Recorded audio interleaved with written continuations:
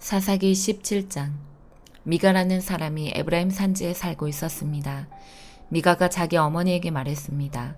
어머니, 전에 은돈 1,100개를 잃어버린 일이 있으시지요? 그때 어머니가 그 은돈 때문에 저주하는 소리를 들었습니다. 그 은돈은 저에게 있습니다. 제가 그 돈을 훔쳤어요. 미가의 어머니가 말했습니다. 얘야, 여호와께서 너의 잘못을 복으로 바꾸어 주시길 바란다.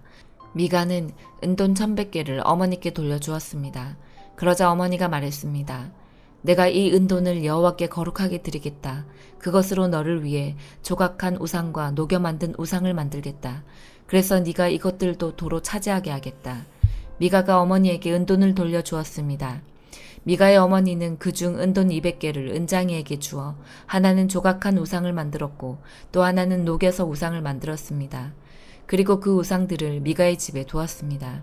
미가는 우상을 섬길 신전을 가지고 있었습니다. 그는 대제사장의 예복인 에복과 가문의 우상 몇 개를 더 만들었습니다.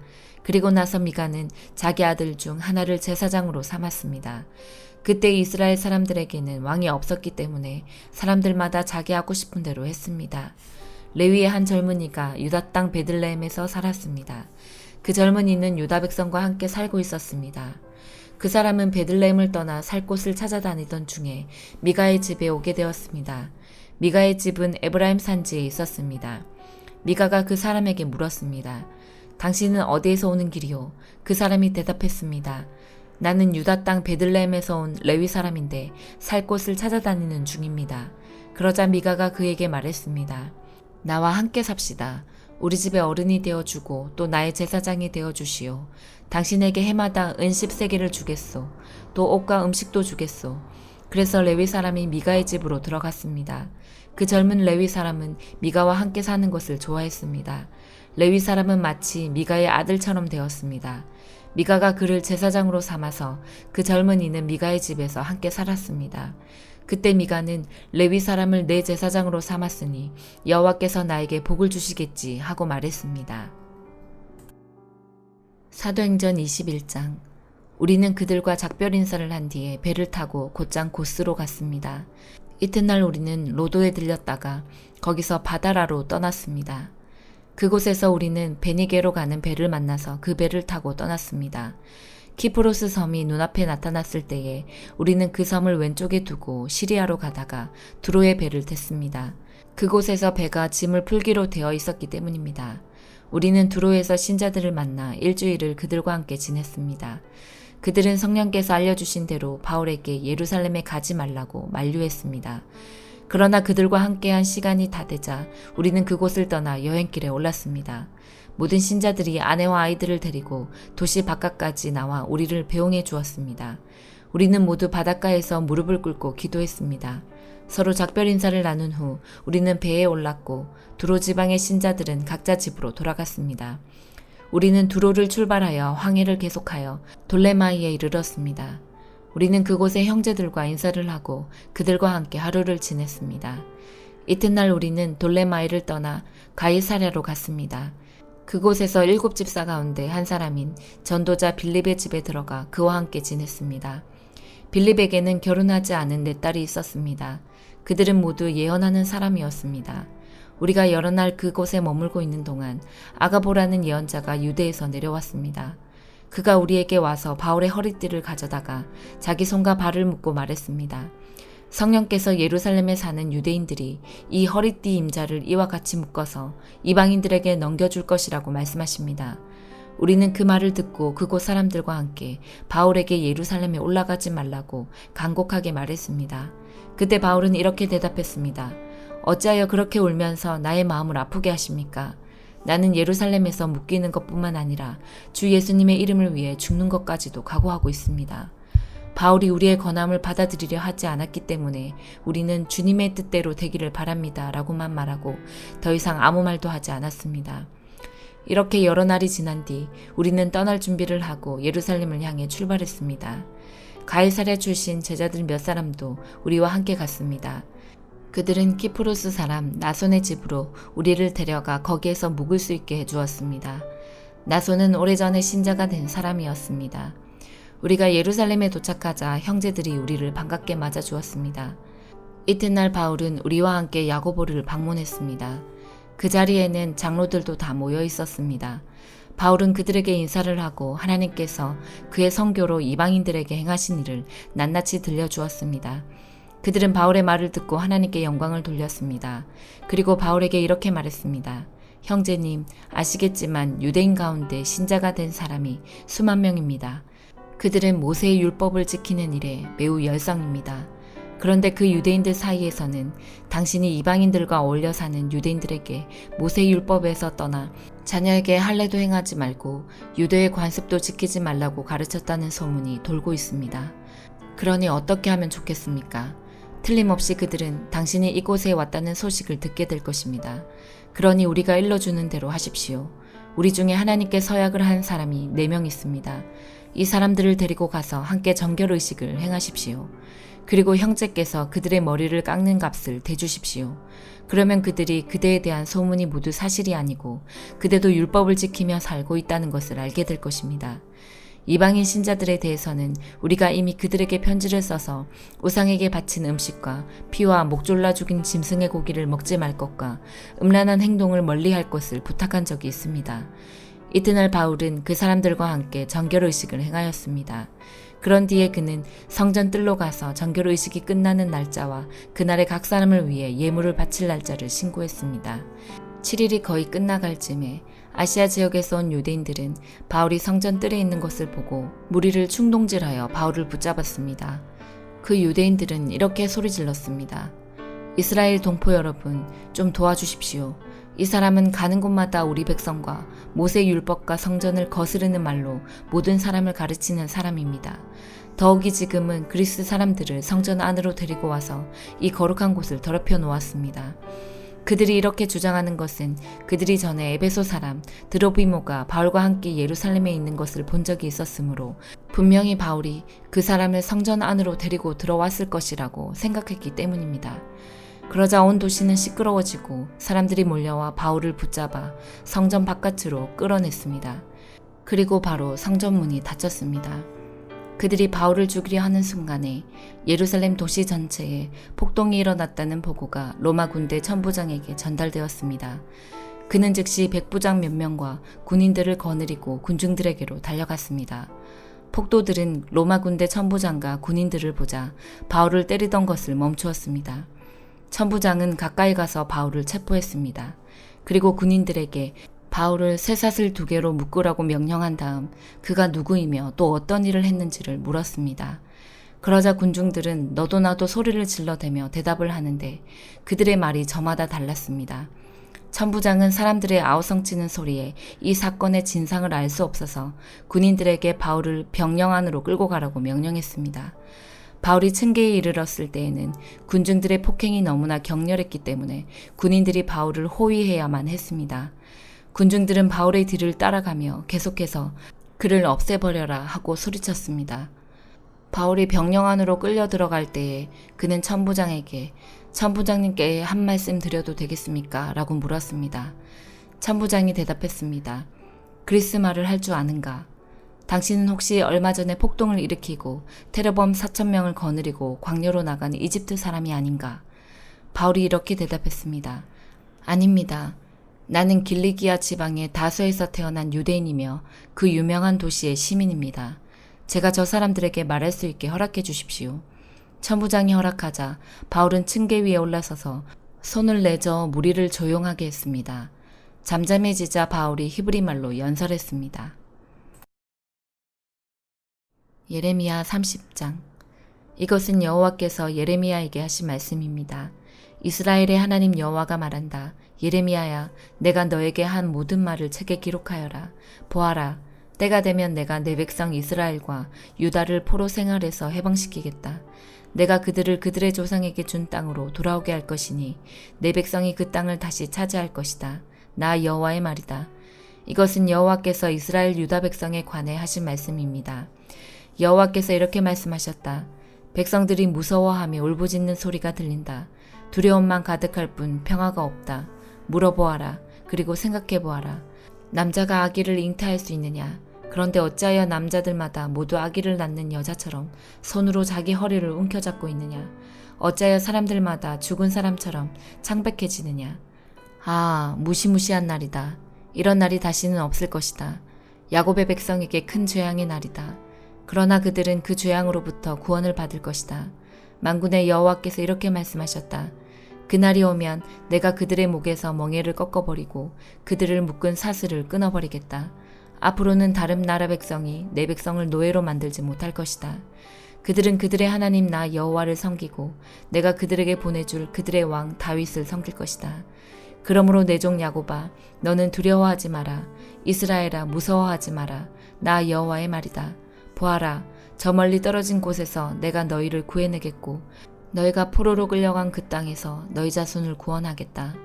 야곱 백성은 다시 평화와 안정을 누릴 것이며 아무도 그들을 위협하지 못할 것이다. 나 여호와가 말한다. 내가 너와 함께하며 너를 구원하겠다. 내가 너를 여러 나라로 흩어버렸지만 이제 그 나라들을 완전히 멸망시키겠다. 그러나 너만은 내가 멸망시키지 않겠다. 내가 너를 공정하게 심판하겠으며 너는 심판을 피하지 못할 것이다. 여호와께서 이렇게 말씀하셨다. 너희 백성은 치료할 수 없는 상처를 입었다. 네가 당한 부상은 고칠 수 없다. 네 아픈 사정을 들어주고 도와줄 사람이 아무도 없고 네 종기를 치료할 약도 없으니 너는 나을 수 없다. 네 친구였던 나라들이 모두 너를 잊었고 다시는 너를 찾지 않는다. 내가 너를 원수처럼 쳤고 무서운 벌을 주었다. 이는 네 죄가 너무 크고 허물이 너무 많기 때문이다. 네가 어찌하여 상처를 입었다고 울부짖느냐. 네 아픔은 고칠 수 없다. 네 죄가 너무 크고 허물이 너무 많아 나 여호와가 이런 벌을 너에게 내린 것이다. 그러나 이제는 너를 멸망시킨 나라들이 다 멸망할 것이다. 너의 모든 원수들이 포로로 끌려갈 것이다. 너의 것을 도적질한 사람은 도적질 당할 것이고 너의 것을 빼앗은 사람은 빼앗길 것이다.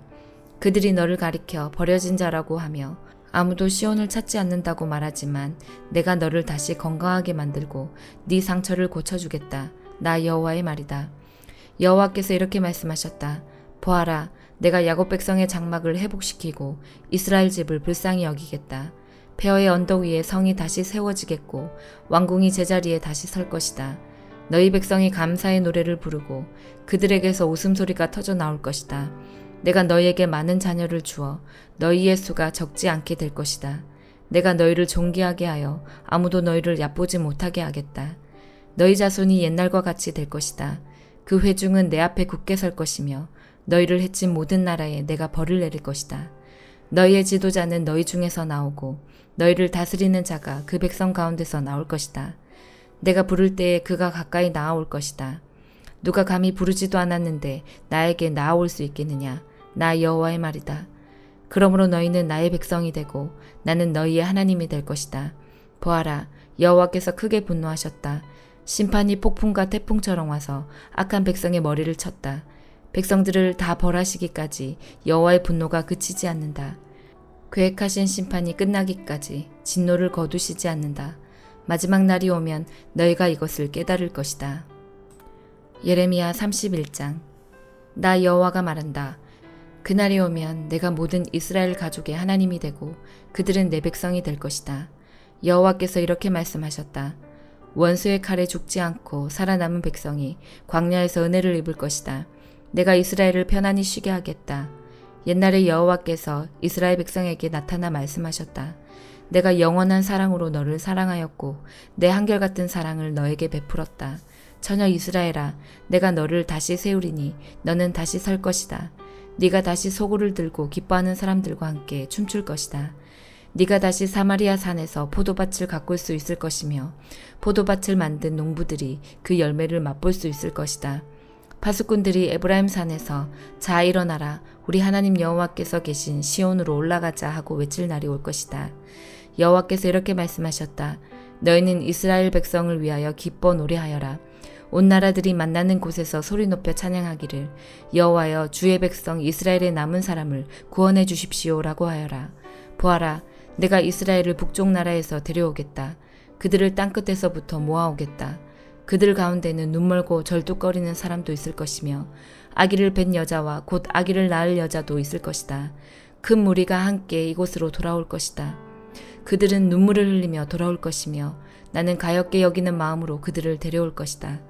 내가 그들을 시냇가로 인도하여 걸려 넘어지지 않도록 평탄한 길로 인도할 것이다. 이는 내가 이스라엘의 아버지이며 에브라임은 내 맏아들이기 때문이다.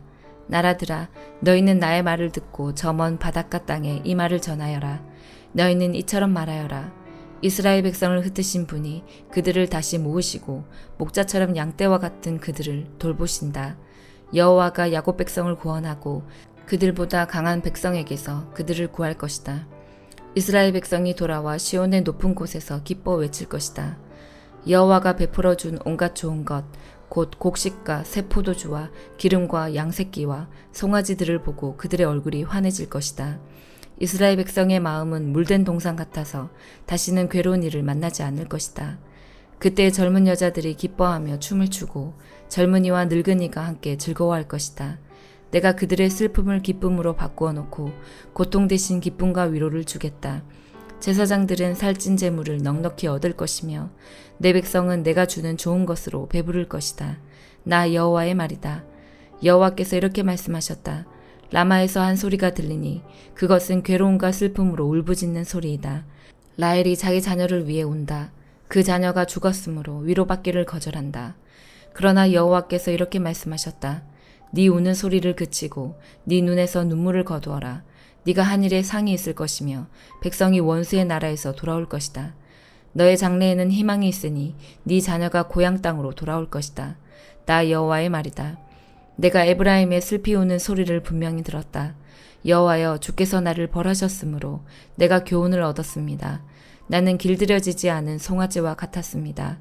주는 나의 하나님 여호와이시니 나를 돌이켜 주십시오. 내가 돌아가겠습니다. 나는 주님을 떠나 헤맸지만 이제는 뉘우치고 있습니다. 내 잘못을 깨달은 후에는 가슴을 치며 슬퍼했습니다. 내가 젊었을 때 저지른 어리석은 짓 때문에 부끄럽고 수치스럽습니다. 에브라임은 나의 가장 귀한 아들이요 귀여워하는 아들이다. 내가 가끔 이스라엘을 꾸짖었지만 나는 여전히 이스라엘을 기억한다. 내 마음이 이스라엘을 무척 사랑하니 내가 다시 그를 가엾게 여길 것이다. 나 여호와의 말이다. 처녀 이스라엘아, 푯말을 세우고 길 표지판을 만들어라. 길을 잘 살펴보아라. 네가 걸었던 길을 주의하여 보아라. 처녀 이스라엘아, 돌아오너라. 네 고향 마을로 돌아오너라. 방탕한 딸아, 네가 언제까지 헤매겠느냐. 여호와가 이 땅에 세일을 일으킬 것이니 여자가 남자를 안을 것이다. 만군의 여호와 이스라엘의 하나님께서 이렇게 말씀하셨다. 내가 유다 백성을 옛날처럼 다시 회복시킬 때에 유다 땅과 그 온 마을에 사는 백성이 이러한 말을 다시 할 것이다. 너 정의의 보금자리 거룩한 산이여, 여호와께서 너에게 복을 베푸실 것이다. 그때 유다와 그 모든 마을의 백성이 평화롭게 모여 살 것이며 농부들과 양떼를 몰고 다니는 목자들이 평화롭게 모여 살 것이다. 내가 목말라 지친 자에게는 물을 주고 배고파 힘없는 자에게는 배불리 먹을 것을 주겠다. 나 예레미야는 그 말을 듣고 단잠에서 깨어나 눈을 떴다. 여호와의 말씀이다. 보아라, 날이 이를 것이다. 내가 이스라엘과 유다 사람과 가축의 수를 헤아릴 수 없을 만큼 많게 할 것이다. 옛적에는 내가 이스라엘과 유다를 감시하며 그들을 뽑고 허물고 멸망시키고 재앙에 빠뜨렸으나 이제는 세우고 심는 일을 철저히 하겠다. 나 여호와의 말이다. 그날이 오면 백성이 다시는 아버지가 신 포도를 먹었으므로 자녀의 이가 시게 되었다라는 말을 하지 않을 것이다. 오직 각 사람이 자기의 죄 때문에 죽을 것이다. 신 포도를 먹은 그 사람의 이만 시게 될 것이다. 보아라, 날이 이를 것이다. 나 여호와의 말이다. 그날이 오면 내가 이스라엘 백성과 유다 백성에게 새 언약을 세울 것이다. 그 언약은 내가 그들의 조상의 손을 붙잡고 이집트 땅에서 끌어내던 때에 세운 언약과 다른 것이다. 나는 그들의 남편이 되었으나 그들은 그 언약을 깨뜨렸다. 나 여호와의 말이다. 그러나 내가 그날 이후에 이스라엘 집과 언약을 맺을 것이니 나의 법을 그들의 마음속에 두고 그들의 가슴에 새겨두어 나는 그들의 하나님이 되고 그들은 내 백성이 될 것이다. 그날이 오면 각 사람이 자기의 이웃이나 형제에게 여호와를 알도록 가르칠 필요가 없다. 이는 모든 백성이 나를 알게 될 것이기 때문이다. 내가 그들의 허물을 용서하고 그들의 죄를 다시는 기억하지 않겠다. 여호와께서 이렇게 말씀하셨다. 나 여호와가 낮에는 해를 주어 빛을 비추게 하고 밤에는 달과 별들을 지정하여 빛을 비추게 하였다. 또 바다를 뒤흔들어 파도 소리가 나게 하였다. 내 이름은 만군의 여호와이다. 나 여호와 앞에서 이 법칙이 어긋나지 않는 한 이스라엘의 자손도 내 앞에서 항상 나라로서 존재할 것이다. 여호와께서 이렇게 말씀하셨다. 만약 사람이 위로 하늘을 잴 수 있고 아래로 땅의 기초를 잴 수 있다면 몰라도 그런 일이 있기 전에는 내가 이스라엘의 모든 자손이 한 일로 그들을 저버리지 않을 것이다. 나 여호와의 말이다. 여호와의 말씀이다. 보아라, 때가 이를 것이다. 그날이 오면 나 여호와를 위해 예루살렘이 다시 세워질 것이다. 하나늘 망대에서부터 모퉁이 문에 이르기까지 모든 것이 다시 세워질 것이다. 측량하는 줄이 가렙 언덕까지 곧게 이어지다가 고아 쪽으로 꺾어질 것이다. 시체와 잿더미로 가득 찬 골짜기와 기드론 시내에서 동쪽의 맑은 모퉁이까지 이르는 모든 밭이 여호와의 거룩한 땅이 되고 다시는 무너지거나 허물어지지 않을 것이다. 마가복음 16장. 안식일이 지나자 막달라 마리아와 야고보의 어머니 마리아와 살로메가 예수님께 바르려고 향료를 샀습니다. 일주일이 시작되는 첫째 날 매우 이른 시간, 해가 뜰 무렵에 무덤으로 갔습니다. 이들은 서로 말했습니다. 입구에 있는 커다란 돌을 누가 굴려주겠는가? 그런데 눈을 들어보니 커다란 돌이 이미 옮겨져 있었습니다. 무덤에 들어가자 하얀 옷을 입은 한 젊은 사람이 오른쪽에 앉아 있었습니다. 여자들은 매우 무서웠습니다. 그 사람이 말했습니다. 놀라지 마십시오. 여러분들은 십자가에서 돌아가신 나사렛 예수님을 찾고 있군요. 그분은 다시 살아나셨습니다. 여기 계시지 않습니다. 보십시오. 여기가 예수님을 모셨던 곳입니다. 자, 이제 가서 제자들과 베드로에게 말하십시오. 말씀하신 대로 예수님께서 당신들보다 먼저 갈릴리에 가실 것입니다. 그들은 무덤에서 나와 도망쳤습니다. 그것은 무서움과 공포가 그들을 사로잡았기 때문입니다. 그들은 두려워서 아무에게도 말하지 않았습니다. 예수님께서 일주일을 시작하는 첫 번째 날 아침에 다시 살아나셨습니다. 그리고 제일 먼저 7 귀신을 내쫓아 주신 적이 있는 막달라 마리아에게 나타나셨습니다. 마리아는 가서 예수님과 함께 지내던 제자들에게 이 사실을 알렸습니다. 그들은 슬퍼하며 울고 있었습니다. 마리아로부터 예수님께서 살아계시며 예수님을 배웠다는 소리를 듣고도 제자들은 믿지 않았습니다. 그 후 예수님께서는 다른 모습으로 2 제자에게 나타나셨습니다. 이들은 시골로 내려가는 길이었습니다. 2 제자는 다른 제자들에게 돌아가서 말했습니다. 이번에도 다른 제자들은 그들의 말을 믿지 않았습니다. 나중에 예수님께서 식사를 하고 있는 11명의 제자들에게 나타나셨습니다. 그리고 제자들의 믿음이 적음과 마음이 굳은 것을 꾸짖으셨습니다. 그것은 제자들이 예수님께서 다시 살아나신 후에 예수님을 만난 사람들의 말을 믿지 않았기 때문입니다. 예수님께서 제자들에게 말씀하셨습니다. 온 세상으로 가거라. 온 세상에 복음을 전하여라. 믿고 세례를 받는 사람은 구원을 받을 것이다. 그러나 믿지 않는 사람은 심판을 받을 것이다. 믿는 사람들에게는 이러한 증거가 따라올 것이다. 내 이름으로 귀신을 내쫓고 배우지 않은 새로운 말을 하고 손으로 뱀을 집어들고 독을 마셔도 아무런 해를 받지 않을 것이며 환자에게 손을 얹으면 나을 것이다. 주 예수님께서 제자들에게 이 말씀을 마치시고 하늘로 들려가셨습니다. 그리고 하나님의 오른쪽에 앉으셨습니다. 제자들은 곳곳에 다니면서 복음을 전하였습니다. 주님께서 제자들과 함께 일하셨고 증거를 보여주심으로 그들이 전하는 말씀이 사실임을 증명해 주셨습니다. 아멘.